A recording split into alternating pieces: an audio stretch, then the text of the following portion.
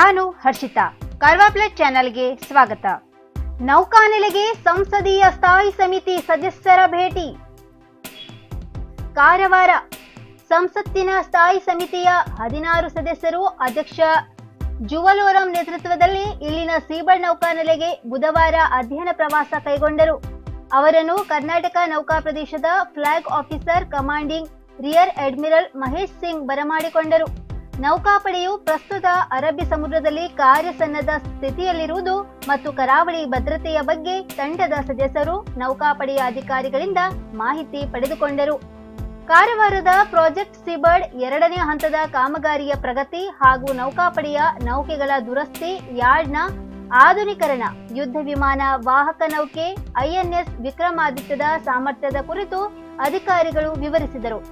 ನೌಕೆಗಳನ್ನು ಮೇಲೆತ್ತುವ ಸೌಕರ್ಯದ ಪ್ರಾತ್ಯಕ್ಷಿಕೆ, 2ನೇ ಹಂತದ ಅಭಿವೃದ್ಧಿಯ ಭಾಗವಾಗಿ ನೌಕಾನೆಲೆಯಲ್ಲಿರುವ ಮೂಲ ಸೌಕರ್ಯಗಳನ್ನು ತಂಡವು ಪರಿಶೀಲಿಸಿತು.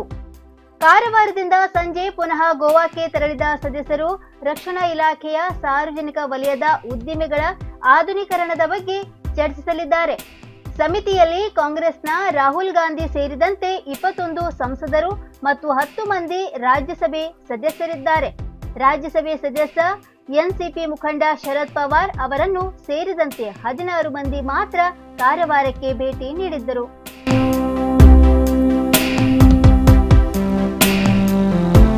ಆಹಾರ ಅರಸಿ ನಾಡಿಗೆ ಬಂತು, ಅಂಕೋಲಾದಲ್ಲಿ ಕಾಣಿಸಿಕೊಂಡ ಚಿರತೆ. ಅಂಕೋಲಾ ಕಾಡು ಪ್ರಾಣಿಗಳು ಆಹಾರ ಅರಸಿ ನಾಡಿಗೆ ಬರುವುದು ಸಹಜ. ಆಹಾರವನ್ನು ಹುಡುಕುತ್ತಾ ಚಿರತೆಯೊಂದು ಮನೆಗೆ ಬಂದ ಘಟನೆ ಅಂಕೋಲಾದಲ್ಲಿ ನಡೆದಿದೆ. ಅಂಕೋಲಾ ತಾಲೂಕಿನ ಕೊಂಡಳಿ ಗ್ರಾಮದ ರಮಾನಂದ್ ಎನ್ನುವವರ ಮನೆಗೆ ಆಹಾರ ಅರಸಿ ಬಂದ ಚಿರತೆ ಮನೆಯ ಬಳಿ ಇದ್ದ ನಾಯಿ ಹಿಡಿಯುವ ಪ್ರಯತ್ನ ಮಾಡಿದ ದೃಶ್ಯ ಸಿಸಿಟಿವಿಯಲ್ಲಿ ಸೆರೆಯಾಗಿದೆ. ಆದ್ರೆ ಚಾಲಾಕಿ ನಾಯಿ ಚಿರತೆ ಬಾಯಿಂದ ತಪ್ಪಿಸಿಕೊಂಡು ಓಡಿ ಹೋಗಿದೆ. ಬೆಳಗಿನ ಜಾವದಲ್ಲಿಯೇ ಈ ಘಟನೆ ನಡೆದಿದೆ. ನಾಯಿ ತಪ್ಪಿಸಿಕೊಂಡ ನಂತರ ಮನೆಯಲ್ಲಿದ್ದ ಕೋಳಿಗೂಡು ಕಾಣಿಸಿದ್ದು, ಗೂಡಿನ ಒಳಕ್ಕೆ ಬಾಯಿ ಹಾಕಿ ಕೋಳಿಯನ್ನು ಎಗರಿಸಿ ಚಿರತೆ ಪರಾರಿಯಾಗಿದೆ. ಯಾವುದೋ ಕಳ್ಳ ಕೋಳಿ ಕದ್ದಿರಬಹುದು ಎಂದು ಮನೆಯವರು ಊಹಿಸಿ ಮನೆಯಲ್ಲಿ ಅಳವಡಿಸಿದ್ದ ಸಿಸಿಟಿವಿ ನೋಡಿದಾಗ ಬೆಚ್ಚಿ ಬಿದ್ದಿದ್ದಾರೆ. ಊರಿನಲ್ಲಿ ಈ ಸುದ್ದಿ ಭಾರಿ ಸದ್ದು ಮಾಡುತ್ತಿದ್ದು, ಜನತೆ ಚಿರತೆಯ ಭಯದಲ್ಲಿ ಬದುಕುವಂತಾಗಿದೆ.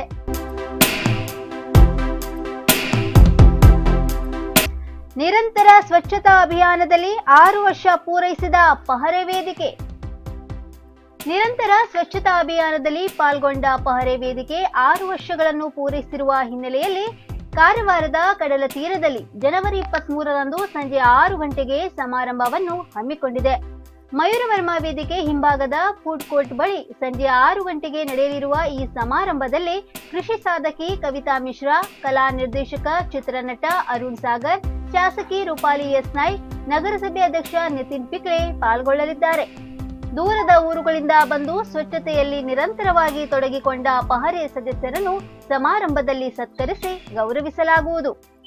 ಜನವರಿ 23ರಂದು ಬೆಳಿಗ್ಗೆ 6:30ರಿಂದ ಕಾಳಿ ಸಂಗಮದಲ್ಲಿ ಸ್ವಚ್ಛತಾ ಅಭಿಯಾನ ನಡೆಯಲಿದೆ.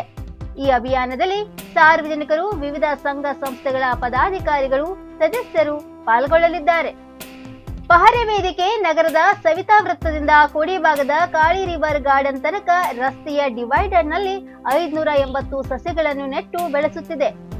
ಪಹರೆ ವೇದಿಕೆ ವಿಶೇಷ ಸಂದರ್ಭದಲ್ಲಿ ಲೇಡೀಸ್ ಬೀಚ್, ಕಾಳಿ ಮಾತಾ ದ್ವೀಪ್, ಯಾಣ ಮತ್ತಿತರ ಕಡೆಗೆ ತೆರಳಿ ಸ್ವಚ್ಛತೆ ನಡೆಸಿದೆ. ಸ್ವಚ್ಛತೆ, ಪರಿಸರ, ಸೇವೆಯನ್ನೇ ಧ್ಯೇಯವನ್ನಾಗಿಟ್ಟುಕೊಂಡ ಪಹರೆ ವೇದಿಕೆ ಯಶಸ್ವಿಯಾಗಿ ಮುಂದುವರಿಯುತ್ತಿದೆ. ಮುರುಡೇಶ್ವರದಲ್ಲಿ ರಥೋತ್ಸವದ ಸಂಭ್ರಮ.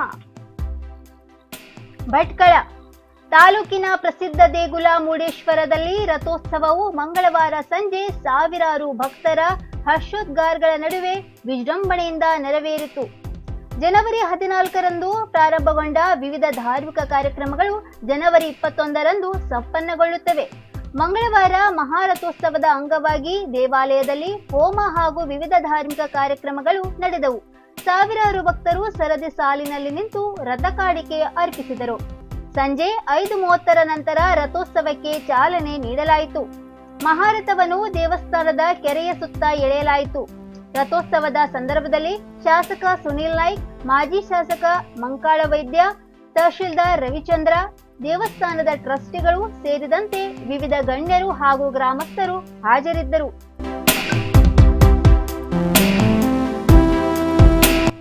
ಕಾರವಾರ ತಾಲೂಕಿನ ಮುಡಿಗೇರಿಯಲ್ಲಿ ಹಿರಿಯ ನಾಗರಿಕರ ಕಲ್ಯಾಣ ಸಂಘದ ಉದ್ಘಾಟನೆ. ಇಂದು ಮುಡಿಗೇರಿಯಲ್ಲಿ ಹಿರಿಯ ನಾಗರಿಕರ ಕಲ್ಯಾಣ ಸಂಘದ ಉದ್ಘಾಟನೆಯನ್ನು ಕಾರವಾರ ಅಂಕೋಲ ವಿಧಾನಸಭಾ ಕ್ಷೇತ್ರದ ಶಾಸಕಿ ರೂಪಾಲಿ ಎಸ್ ನಾಯ್ಕ್ ನೆರವೇರಿಸಿಕೊಟ್ಟರು.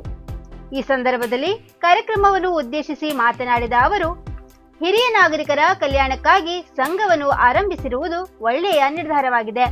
ಜನರ ಒಳಿತಿಗಾಗಿ ಕೆಲಸ ಮಾಡಲು ಸಂಘ ಅವಶ್ಯಕವಾಗಿದೆ. ಹಿರಿಯರು ಎಂದರೆ ನನಗೆ ವೈಯಕ್ತಿಕವಾಗಿ ಅಪಾರವಾದ ಗೌರವವಿದೆ.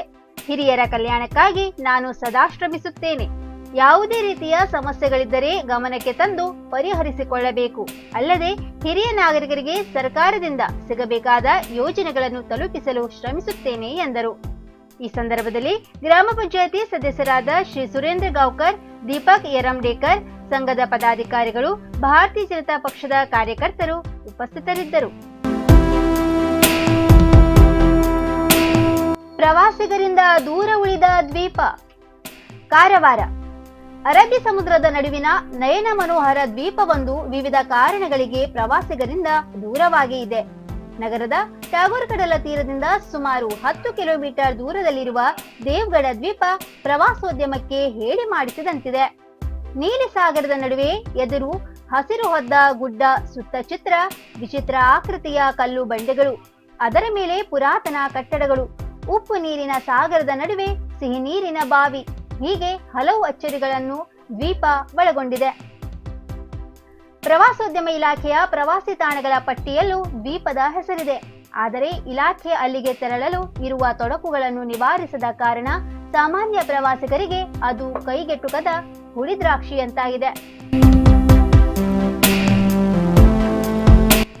ಇಂದು ಉತ್ತರ ಕನ್ನಡ ಜಿಲ್ಲೆಯ ಕುಮಟಾದಲ್ಲಿ 4 ಕೊರೋನಾ ಪಾಸಿಟಿವ್ ಕೇಸ್ ಸಿಕ್ಕಿದೆ. ಅದರಂತೆ 11 ಕೊರೋನಾ ಸೋಂಕಿತರು ಗುಣಮುಖ ಹೊಂದಿ ಆಸ್ಪತ್ರೆಗಳಿಂದ ಡಿಸ್ಚಾರ್ಜ್ ಆಗಿದ್ದಾರೆ. ಕಾರವಾರ 2, ಕುಮಟಾ 2, ಹೊನ್ನಾವರ 1, ಸಿರಸಿ 4, ಸಿದ್ದಾಪುರ 1, ಹಳಿಯಾಳ 1. ಈವರೆಗೆ ಉತ್ತರ ಕನ್ನಡ ಜಿಲ್ಲೆಯಲ್ಲಿ 14,477 ಕೊರೋನಾ ಪಾಸಿಟಿವ್ ಕೇಸ್ ಸಿಕ್ಕಿದೆ. 14,235 ಕೊರೋನಾ ಸೋಂಕಿತರು ಗುಣಮುಖ ಹೊಂದಿ ಆಸ್ಪತ್ರೆಗಳಿಂದ ಡಿಸ್ಚಾರ್ಜ್ ಆಗಿದ್ದಾರೆ. ಇನ್ನುವರೆಗೆ 55 ಕೊರೋನಾ ಸೋಂಕಿತರು ಚಿಕಿತ್ಸೆ ಪಡೆಯುತ್ತಿದ್ದಾರೆ. ಈವರೆಗೆ ಉತ್ತರ ಕನ್ನಡ ಜಿಲ್ಲೆಯಲ್ಲಿ 187 ಕೊರೋನಾ ಸೋಂಕಿತರು ಮರಣ ಹೊಂದಿದ್ದಾರೆ. ಇನ್ನು ಮತ್ತಷ್ಟು ಸುದ್ದಿಗಾಗಿ ಕಾರವಾರ ಪ್ಲಸ್ ವೀಕ್ಷಿಸಿ. ನೀವು ಯೂಟ್ಯೂಬ್ ಅಲ್ಲಿ ನೋಡ್ತಿದ್ದೀರಿ, ಸಬ್ಸ್ಕ್ರೈಬ್ ಮಾಡಿ, ಬೆಲ್ ಐಕಾನ್ ಕ್ಲಿಕ್ ಮಾಡಿ. ಫೇಸ್ಬುಕ್ ಪೇಜ್ ಅಲ್ಲಿ ನೋಡ್ತಿದ್ದೀರಿ, ಫಾಲೋ ಮಾಡಿ. ಧನ್ಯವಾದಗಳು.